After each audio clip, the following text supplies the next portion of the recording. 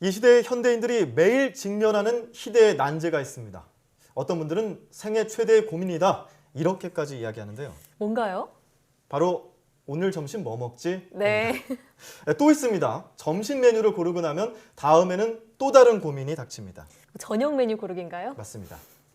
네, 이처럼 도통 무엇을 골라야 할지 모르겠다면서 결정장애를 호소하는 분들이 요즘 참 많이 늘었습니다. 그래서 왜 짜장면 먹을지 짬뽕 먹을지 고민하는 분들을 위해서 짬짜면이 등장하기도 했고요. 심지어 요즘에는요, 점심 메뉴를 대신 골라주는 앱도 등장했다고 하네요. 네, 오늘 생각연구소에서는 현대인의 결정장애에 대해서 알아보려고 합니다. 연세대학교 심리학과 이동기 교수님 함께합니다. 어서 오십시오. 네, 안녕하세요. 교수님. 예. 자, 지금 뭐 제가 잠깐 이야기를 언급을 했긴 했지만 흔히들 결정장애라고 하는데요. 나는 결정장애가 있어. 장애라고 인식을 하는 경우가 있는데 네. 실질적으로 이걸 장애라고 말할 수 있을까요? 예, 많은 분들이 결정장애 또는 선택장애 이런 말씀들 하시거든요. 네. 사실 심리학적으로는 없는 장애입니다. 아, 다행이네요. 네, 사실 정신장애라고 부를 만큼 그렇게 커다란 그런 그 장애라고 볼 수는 없는데요. 예. 대충 이제 심리학에서는 그래도 이게 워낙 많은 사람들이 이제 이런 얘기를 하니까 요즘 특히 인터넷에 신조어가 많이 생기잖아요. 네. 그래서 선택장애, 결정장애 이런 게 이제 유행하고 있고요. 원래 심리학에서 쓰는 용어는 결정 미루기라는 그런 용어는 있습니다. 예. 그래서 주로 이제 어떻게 이해를 하고 있냐면 어릴 때 주 양육자, 주로 어머니가 되겠죠.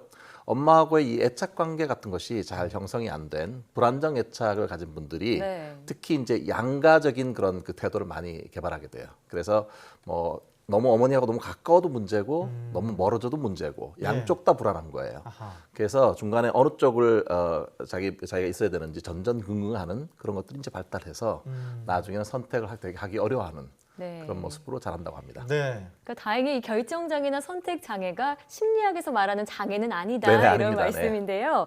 그러면 이 선택하지 못하고 결정도 잘하지 못하는 것을 두고 또 다른 신조어가 있다고 하더라고요.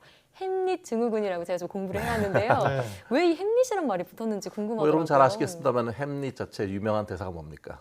죽느냐? 사느냐, 네. 그것이 그것이 문제로다. 그때부터 이미 벌써 선택을 못 하는 거잖아요. 예, 그 시대부터요. 네. 당연히 우유부단함의 하나의 대명사인 햄릿. 요즘 뭐 증후군이라는 말 너무 많아서 이제 네. 이름 붙였는데요.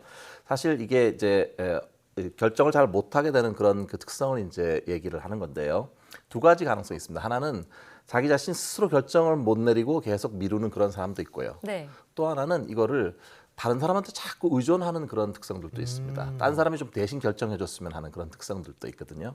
그래서 요즘 인터넷에는 햄릿 증후군을 스스로 진단해보는 자가 진단 테스트라는 게 있는데요. 네. 한번 여러분도 한번 살펴보시죠. 예, 저희도 시청자 한번 여러분도 해볼까요? 함께 해보시면 좋을 것 같은데요. 네. 네, 햄릿증후군 자가진단법 첫 번째 뭐죠? 점심 때 뭐 먹지 항상 고민한다. 이거 전데요. 네, 아까 좀 전에 말씀하셨던 거죠. 네. 네, 하나 해당되고요. 쇼핑 가서 물건을 사지 못하고 빈손으로 온 적 있다. 아, 이것도 해당되는 것 같아요. 저는 쇼핑 가서 그냥 DP되어 있는 옷을 그냥 고릅니다. 아, 네, 그런 결정장애 경우 있고요. 아니에요, 그러면. 네. 네. 또 세 번째 종목도 있는데요. 우유부단하다, 답답하다는 소리를 자주 듣는다. 네, 선택 네. 대신 주는 앱을 이용해봤다. 학업, 연애 등을 그냥 포기한 적도 있다. 심각한데요? 어떠세요? 이 저 문항들 보시니까?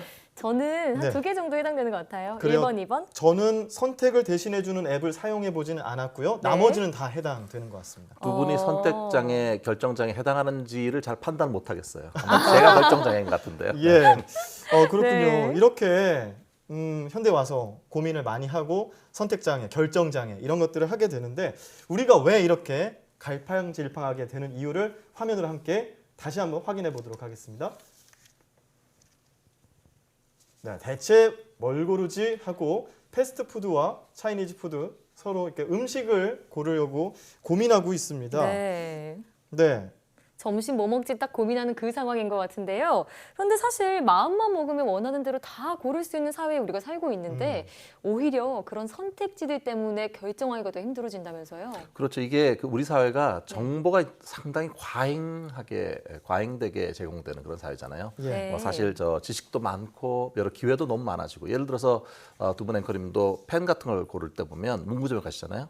그러면 그 펜의 펜 촉의 길이라든지 두께에 네. 따라서 얼마나 많습니까? 맞아요. 색상도 다양하고. 예. 일일이 써보느라 그렇죠. 한 30분은 걸리는 것 거기 같아요. 보면 상당히 이렇게 저 보면은 지저분하게 많이 이렇게 막 써놓잖아요. 네. 그만큼 많은 사람들이 이제 기회가 많아지고 또 선택지가 많아지면 결정하기 더 쉬울 것 같지만 그렇지가 않습니다.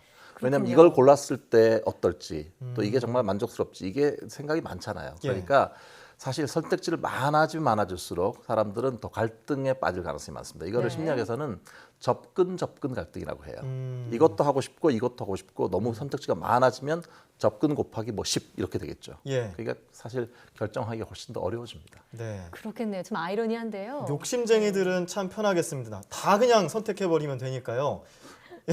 돈이 없잖아요, 그만큼. 그러네요. 그러니까 그래서 제가 두 번째 질문을 준비했는데요. 네. 자, 다음 상황도 한번 볼까요? 네, 자 옷가게 갔습니다. 사도 괜찮을까?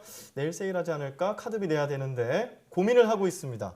자, 만약에 선택을 하지 않고 모두 다 살 수 있다면 괜찮겠지만 경제적 여건 때문에 쉽지 않은 상황이잖아요. 이런 것도 문제가 되겠죠? 그렇죠. 사실 이게 그 선택을 했다고 하더라도 예. 항상 우리 생각 속에 이런 게 있죠. 이게 정말 저렴하게 잘 산 거 맞나?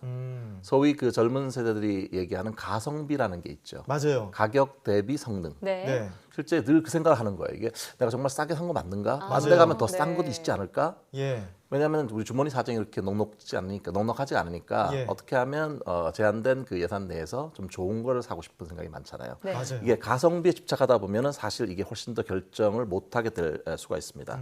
사회 자체가 훨씬 복잡다단하게 변화하다 보면 옛날에는 가치관 같은 것도 상당히 단순했었어요. 예를 들어서 뭐 나라에 충성하고 부모님에게 효도하라, 충효라든지 네. 또는 이건 해야 되고 이건 하지 마라, 일종의 도덕률 같은 것도 있었는데요. 예, 최근에는 점점 자유가 되게 중요해지고 자율적인 게 많아지다 보니까 나중에는 이게 너무 많아지니까 결정을 못하게 되는 아, 그런 오히려 게 되는 자율성이 너무 적어버려서요. 거죠. 그렇죠. 네. 가성비도 그렇고 자유가 너무 많이 주어져도 네. 사실은 선택하기가 어려워지는 거죠.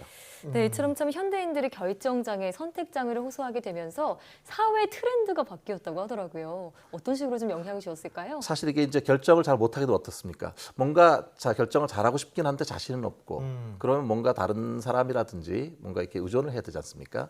특히 그 많은 사람들이 뭘 선택했나 이게 이제 중요한 문제가 되는데 예. 두 분 앵커님 혹시 어떠세요? 뭐 지방이라든지 가셔서 네. 어디 가서 뭘 먹어야 되나 저 식사할 곳을 찾을 때 어떻게 하십니까? 인터넷으로 찾아보는 거나 뭐 이렇게 하죠. 네, 인터넷에 가장 많이 올라온 맛집 정보 가는 것 같아요. 그렇죠. 뭐 블로그 보시고 댓글도 보시잖아요. 네. 이것처럼 정말 누가 많이 간 곳인가, 어디가 많이 간 곳인가, 아니면 뭐 댓글이 많이 붙은 기사는 무엇인가. 네. 또 심지어 이런 것도 있더라고요. 책 같은 걸 구매하시면은 이 책을 샀던 다른 그 독자분들은 다른 이 책도 샀습니다. 이런 식으로. 아, 네. 골치 아플 때 어떻습니까? 이거를 좀 믿을 만한 어떤 그런 그 다른 사람들의 의견을 제시함으로써 그거를 따라가게 하는 그런 식으로 자꾸 이행되어 가는 것 같아요. 네. 그렇군요. 자, 우리가 이렇게 정보화 시대에 살고 있다고 해서 많은 정보를 얻고 이렇게 해서 선택하게 되는 것 사실 편리하긴 하지만 그 안에서는 충분한 고민이 동반하는 것 같습니다. 오늘 선택 장애에 대해서 지금까지 생각연구소 연세대학교 심리학과 이동기 교수와 함께 이야기 나눠봤습니다. 오늘 말씀 고맙습니다. 네, 고맙습니다. 고맙습니다.